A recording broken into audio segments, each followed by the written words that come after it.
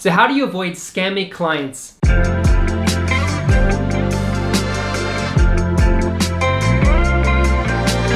Especially if you're a freelancer or a designer, you're going to experience times where you get some dodgy clients coming in.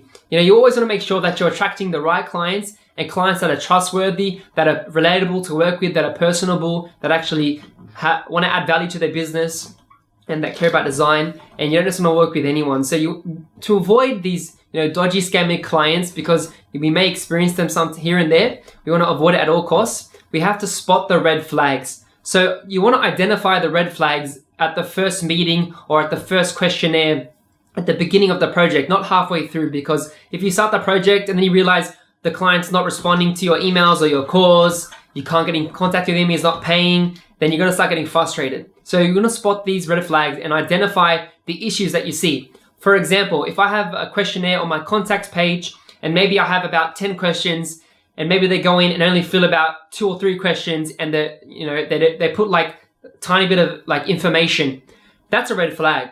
So I'm going to see, okay, they're not putting the effort to fill in my questionnaire. Do they really care? Are they really serious? Maybe they don't really have money, like things like that.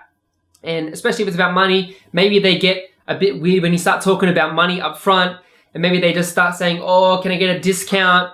Or this other guy's cheaper, or blah, blah, blah. If they start saying things like that, then you can see that, or maybe they're a low budget or low baller client, and you don't want that because, they're not going to value the work because you're going to give them a discount, and then they're going to see you, you're just discounting, so you don't value your own work. So that's just a couple examples of red flags. So you always want to spot them at the beginning of the project before you even take payment or start. Keep an eye for those red flags. Make sure your website is, it's good to have a questionnaire, or you have like an upfront consulting call where you can actually discuss and talk to the client and ask a lot of questions. And if they don't have a lot of information or they're not sure on their brand and vision, maybe you can help them with that, with their brand strategy.